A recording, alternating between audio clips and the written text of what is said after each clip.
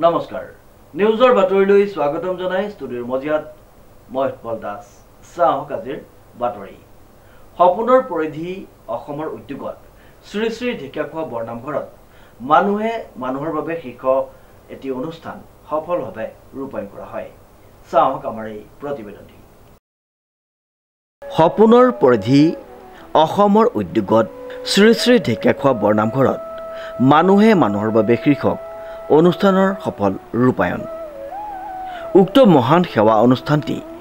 বৰনামঘৰ পৰিচালনা সমিতিৰ সভাপতি প্ৰবীণ কলিতাই শুভ উদ্বোধন কৰে প্ৰবীণ কলিতাক সপোনৰ পৰিধি অসমৰ সক্ৰিয় সদস্য বিদ্যুৎভূষণ বৰাই এখনি ফুলাম গামোচাৰে আদৰণি জনায়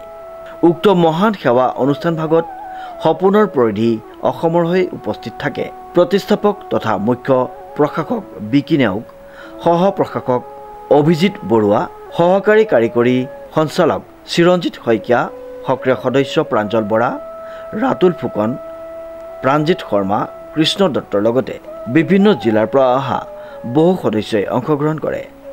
এই মহান সেৱাভাগলৈ বৰঙণি আগবঢ়াই মহানতাৰ পৰিচয় দিয়া প্ৰতিজন সদস্যলৈ সপোনৰ পৰিধি অসমৰ তৰফৰ পৰা কৃতজ্ঞতাৰ সেৱা আগবঢ়াই ভগৱানৰ শ্ৰীচৰণত প্ৰাৰ্থনা জনায়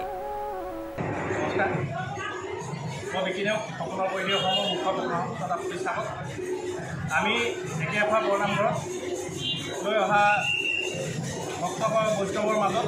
বিশুদ্ধ খোৱা পানী আৰু নেমু চৰবতৰ যোগান ধৰি আহিছোঁ এইবাৰ গৌৰৱেৰে দ্বিতীয় বৰ্ষৰ বাবে অসমৰ বিভিন্ন জিলাৰ সপোনৰ পৰিধি অসমৰ সদস্যসকলৰ লগতে আমাৰ খুব ঘনিষ্ঠ বন্ধু বান্ধৱীসকলৰ সহায় সহযোগিতাত আমি গৌৰৱে দ্বিতীয় বৰ্ষৰ বাবে ঢেকীয়াখোৱা বৰনামঘৰৰ বিভিন্ন ভক্তৰ মাজত খোৱা পানী আৰু নেমু চৰবতৰ যোগান ধৰি আহিছোঁ আমাৰ এই যাত্ৰা অব্যাহত থাকিব সকলো সদস্যই সহযোগিতা কৰিবলৈ আমি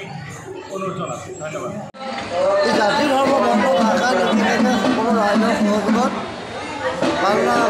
মহোৎসৱ চলি আছে আজি মঙ্গলবাৰ পুৱাই পৰা হাজাৰ হাজাৰ ভক্ত ইয়াত সমাগম হৈছে সপোনৰ পৰিধি অসমে দ্বিতীয় বৰ্ষৰ বাবে আজি যি বিশুদ্ধ খোৱা পানী ৰাইজৰ কাৰণে ব্যৱস্থা কৰিছে তাৰ বাবে আমি সমূহ তেখেতসকলৰ পৰিয়ালসকলে আমি